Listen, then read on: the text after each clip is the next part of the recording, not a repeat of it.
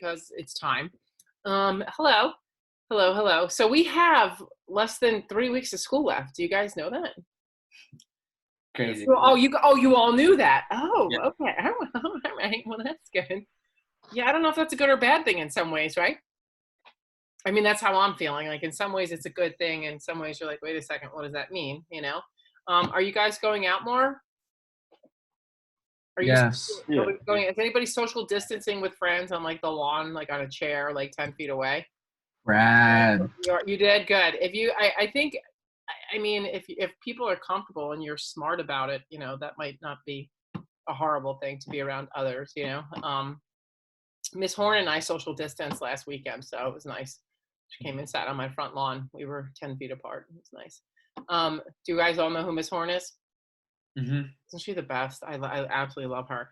So anyway, I'm thinking that we're just gonna kind of keep doing stuff as we go along, like learning just for the sake of fun stuff. Like what I want to do is I want to introduce you to the unit circle, because that's where you're going to be going in Algebra 2 next year. So even though some of us have already done it, it's nice. Then you can help the others who haven't done it yet, because there's a handful of you here who were in Algebra 2, right? A couple of you are doubled up this year. Is that true? Yes. Yeah. I know Lucas, because you hang out with me all the time. Poor thing. But we're going to do, that's what I'm probably going to do, is the unit circle. And then at the end of the year, the last week of school that we have, I'm going to put together, you guys are going to write like a reflection paper for me. That's literally what I'm looking for. And I'll give you guidelines on what I want. And it's going to include something like, like topics that you enjoyed learning this year, fun memories, what it's like being in school and out of school and all that. So you'll have a week to write the paper, or I'll assign it actually this coming Tuesday, so that way you'll have plenty of time to work on it. But it's just based on your reflection and how you feel about like how geometry was for you this year. Again, what you liked about it, what are some things that we learned, some stuff we did in class that you liked and stuff, and then talk about what it's been like in lockdown. So yeah, we'll have that kind of stuff going on, and that's what your last week is going to look like. In the meantime, like I said, I'm going to be doing a filler where we're going to be taking a look at the unit circle and all that. And even those of you who are moving on to pre-calc who doubled up this year, it still doesn't hurt to go back and take a look, because you're going to revisit that again next year. So that's what my course of action is, and that is what the plan is going to be. So in the meantime, what I want to do is we're going to meet up on Friday again. So we have a date on Friday. Everybody hear me? We have what? Friday. On Friday. So on Friday is when I'm going to start introducing stuff from the unit circle, and we're actually going to do like a full-blown lesson, and then we'll take it from there. I don't know who's bothering Gabby right now, but it's okay.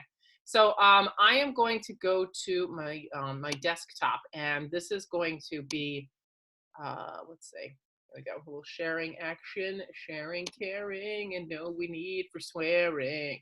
Okay, so the giant Hersheys Kiss problem is something that I'm asking you guys to take a look at. So like, has anybody ever seen a Hersheys Kiss this big? Yeah. And it's solid. It's not like it's hollow. It's an actual solid piece of chocolate. I want one that's bigger. To me, it just doesn't seem like it's large enough. So my thing is since we've been doing volume, this is an oblong shape. It's not like your typical shape, but I want to know, how would you go about approximating the volume of that thing? What would be some things you need to know? And all that. So those are the questions I'm going to ask you guys again to reflect on. And this is a helpful little way to kind of break it down so you can decide how you want to go, how you want to go about it. But before we do that, I want to show you something other than that to say. If I go, look at this, I look like I know what I'm doing. What if I had something like this? And let's go back to area, okay? Let's go back to area, and let's say that I want to find the area underneath that curve. That's what my goal is. I want to know, how would I find the area under that curve? What would be some ideas? Like, again, using the knowledge that you all have, because you have tools in your toolbox that would help you at least estimate the area of that curve. Anybody have any idea? What'd you say? Section it off and make it different shapes. Like, what kind of shapes would you want to use? You could use rectangles and circles. You can use rectangles and circles. So if you guys are allowed to annotate, right? Yes? So since you guys are allowed to annotate, what I'm going to do is I am going to make another one just like it, and then, or something like this, whatever the heck you want to do. All right, and I'll do that one in black. However you think you want to section it off, because you're right, there is no wrong answer to this, by the way. There is no wrong answer. And how would you find the area under that curve to the x-axis? So why don't you guys start annotating and saying, here's what I would do, or start writing it down, or just come up with some ideas. I just want you to just come up with some ideas. Like Sienna's like, let's go with some rectangles and circles. So get in there, start drawing, start messing around with it. If you want to do it right in your notebooks, like sketch it in your notebooks and then hold it up, that's great.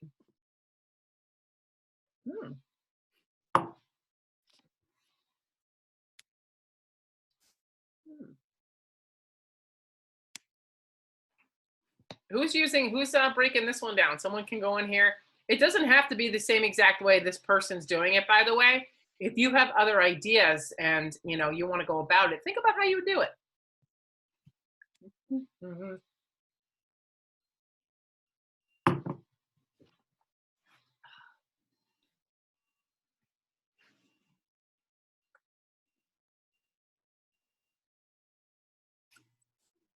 Anybody want to break this one down?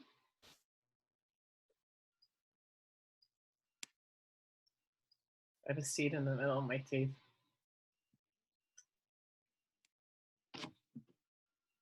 Does it drive anybody else nuts when you get food caught in your teeth? Yes. Yeah. I'm having my shake this morning and I have a raspberry seed stuck in my tooth.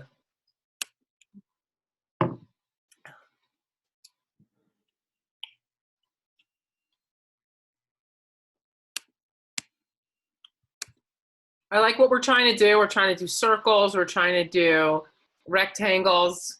I'm going to change the picture. What if I said, can you erase that? Whoever did the annotating there, can you erase it for me? Thank you. What if I said you're only allowed to use rectangles? I'll go up here. You don't have to worry about the rest of that. What if I said you're only allowed to use rectangles?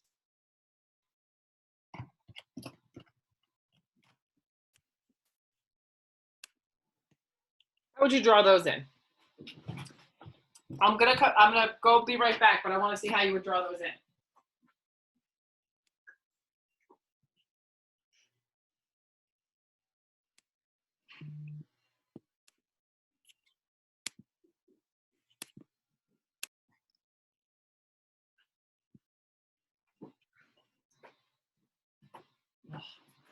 I did it. Ooh.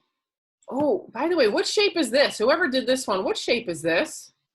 What is it called? A trapezoid? What are these called? What is this guy called, right? I love that. What's that called? I forgot. Anybody, what's this shape called? Trapezoid. It's a trapezoid. Yes, you could totally do trapezoids. You could also do rectangles. So what I want to show, whoops, oh boy. All right, so if I were to do this again, you could, I see that you're doing a bunch of little different ones, right?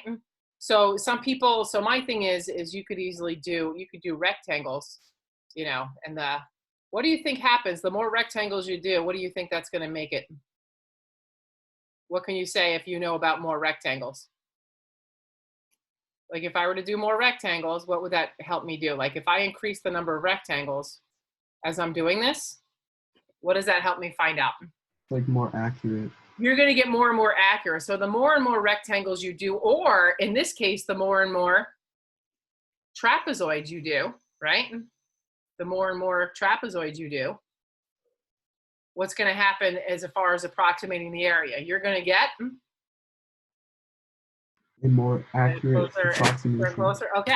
So I want to see if I want to pull something up here because I wasn't planning on doing this, which is why it's awesome. Calculus in motion. Do I have calculus in motion? Yes, I do. Yes. All right. Can you guys do me a favor and delete your stuff there? Thank you. All right. So here's what I want to do. Where's my area? Here we go. Raymond. Okay.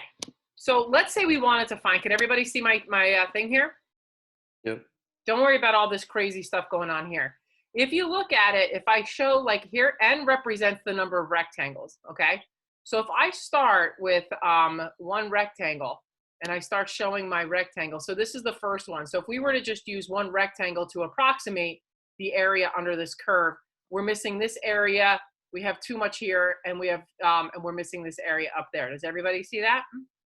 Yep. Okay. So then if I start to increase the number of rectangles, how many rectangles do you think I would need to get the exact area under the curve? Infinite. Infinitely many. So you know what you guys are looking at right now?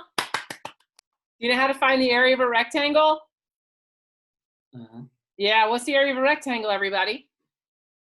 Please say length times width. Length times width. Good. So long as we know what the length and the width are for each rectangle, can't we approximate what the area would be underneath the curve? Is everybody with me on that? Yeah. Yeah. Okay. So this is in terms of area. And look, and as you increase it, you can actually see right now we're only at 40 or 50 rectangles right now. And you can see that we're doing a really good job in approximating. But again, somebody said we would need how many? Infinite. Infinitely many. So what I'm going to do is I'm going to stop that. I'm going to hide those. And now I'm going to go and I'm going to show the trapezoids, because whoever did the trapezoids, let me start at, I want to start at 1 again. So I'm going to start at 1 again. So if I start with one trapezoid, like right over here, you can see that, you know, it's not going to do as good of a job as if we start to do a bunch of them, right? And how many trapezoids would we need to approximate the exact area? Again, everybody. Infinite. And it looks like it's happening pretty fast, doesn't it? Like it looks like it's happening actually faster than what the rectangles are doing, you know? Isn't this cool? This is, you know what this is? I just said it to you guys before. You know what this is? No. It's, do you know what I called it just a minute ago? Approximation? Yeah, it's approximation, but this is actually calculus concepts. Yes. So for us, and the interesting thing is I'm going to stop. The interesting thing is that when we're finding the area under any curve, because typically we've been finding, you know, areas of pentagons, regular polygons, circles, rectangles, squares, triangles, and all that jazz. But the world is curvaceous, is it not? Hello, the world, it is, it's curvaceous. And the cool thing about the world being curvaceous is that in this curvy world, we can go ahead and, like we said, we can either use rectangles, things we know the areas of, to help us approximate what the area of what this space is taking up. Isn't that just spectacular? So everything, as you learn math and as you go along in your beautiful lives of mathematics, everything you learn stems from something that you already know. So when you go into calculus eventually, for those of you who do, anything and everything that you learn is going to be based on something that you already know. And that is what it is. It's this beautiful springboard into life. Okay? Now, I have a question for you. If I were to take this rectangle and if I were to rotate it about the x-axis, if this is called the x-axis, if I were to take this rectangle and I were to spin it, what would it look like? Does anybody know what would it look like if I were to take this piece right here, like a strip of paper, and I were to spin it? Does anybody have an idea what it might look like? It would look like a what? The circle. It wouldn't just be a circle, because it's going to be three-dimensional, because it actually has thickness. Like if I were to take a line, if I were to just take this line segment here and then spin it around, just the line segment, then it would look like a circle. But if I take the whole thing and I spin it around, what do you think it's going to look like then? Cylinder. Look like a cylinder. All right, let's go back into that whoops. Go back into that calculus in motion, okay? And this time, oops. And this time, I'm going to show you something just because it's so cool and because I can. And let me see, volumes of revolution. Here we go. And we're going to open up this one, and we're going to go to this right here. Okay. So do you see that this is a red rectangle? Yeah. Okay. So I'm going to revolve it around the x-axis, and we're going to show one rectangle. So check it out. When I revolve that one rectangle, do you all see that it actually looks like, somebody just said it, it looks like a what? Cylinder. It looks like a cylinder. So if I wanted to go ahead, so in other words, when you take 2D things and you start to spin them, they make these beautiful 3D shapes and they look like cylinders. So, and then if we wanted to do, you know, see all of the washers. So in other words, you can use discs and washers. You can use this washer. They call it a disc, but we're calling it a cylinder, okay? that you can go ahead and revolve it, and we're going to reset it. So again, let's revolve it again. So right now we know that we can see that it's creating this beautiful cylinder / disc. So I'm going to hide this for a second, and then we're going to go back into what I was showing you cats over here. No, let me go back here. I know I'm all over the place. I just got really excited and I couldn't help myself. So when we're looking at the Hersheys Kiss, do you see how, like, I asked you guys, how would you figure out what the volume would be? By all means, use something that you're familiar with. But then again, how would you break it down? You see how it's broken down? It looks like it's broken down and it's sliced into what? In quadrants. Well, it looks like it's sliced into trap. quadrants. If I were to just look at these pieces right here, these curves, right? If I were to look at it and I were to slice it down, each one of those would look like a what? Triangle. If I were to just cut, how about this? If I were to cut my knife Trapezoids. along this right over here, this piece right here would look like a what? A rectangle. Right? No? Circle. It would look like a circle, right? So just think about it. Let me go back in here to my new thing. I know it's hard to see stuff. That's the other thing. When you go into calculus, you got to be able to see stuff. So let's go to a new one. All right. So yeah, so if we have it and I'm talking about my Hersheys Kiss, think about it. This is what a Hersheys Kiss looks like, right? Does it not? So if I start cutting it down into slices, right? And I start cutting it down and I cut, like, in other words, imagine you have a Hersheys Kiss and you cut it horizontally. Doesn't it look like a circle? Yes. It looks like a circle. So if I go back to this guy right over here, this, right? Then this piece right here, if I were to take a knife and cut along this curve here and slice right down, that piece that's staring back at me is in what shape? This piece right here, like, I don't know why. Oh, you know what? You know what I'm gonna do? Command Shift. Oops. So I'm going to go and import that into my picture. Hold on. Go to a new thing. All right. I'm going to import that in here just to show you. Okay. All right. So if I'm just looking at this guy right here, and here we go. And I am taking this piece. If I cut this piece right here, right? I cut it with a knife and I slice it out. This right here, if I cut through, what is that going to look like? Cylinder. That's going to look like a cylinder. Again, and if I do it here, the second slice, this slice right here, if I'm slicing down, because remember, it's a solid piece of chocolate, right? It's going to look like A cylinder. cylinder. So in other words, if I can find the sum, if I can find the volume of each cylinder, what can I do with those when I go ahead and do that? To find the total volume. I would find the volume of each little piece here and then simply do what to get the whole thing? Add them together. You would add them together. So I'm just going to ask you guys to just kind of, you know, I know I'm asking, I know it's not concrete what I'm asking you to do, but what I am asking you to do is to really think about how am I going to go about, you know, addressing this and figuring out what are some things you need to know, like do some research. And again, I strongly encourage you guys to work together. So for today, like what you want to do is how are you going to approximate it? I don't care how you feel like, oh, I'll use, you know, because what shape do you know of would you use to help you approximate this right now? A cone. A A cylinder. cone. You can Oh, totally cone. start off with a cone and say, I would use a cone to approximate it, you know, for the first thing. So that would answer number one, and I love it. And then what if you wanted to get even closer, because that's going to be an approximation. So now that's where I'm saying to you, is there a way to partition this into pieces or how, I don't care how you break it down. I don't care how you go about it. I'm just trying to throw you guys ideas on how you would get close to the exact volume. So in other words, a cone is going to be a good approximation, but it's not going to be the best approximation. So that's what I just kind of want to leave you cats to think about when we're doing all this. Okay.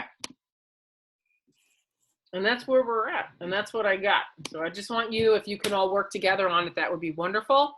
And share that with me. Okay. All right. So before we hang up, because I think we're good, wave to each other one more time. Bye. And when am I going to see you again? Friday. We're Friday. going to see each other again Friday. Or, whoa. For those who are working out, I'm going to see you No. tomorrow at 3 o'clock. Okay. So I will see you tomorrow at 3 for those of you who are working out with me. Everybody else, I will see you on Friday, and have yourselves a fantastic day. Bye. Oh, thank you.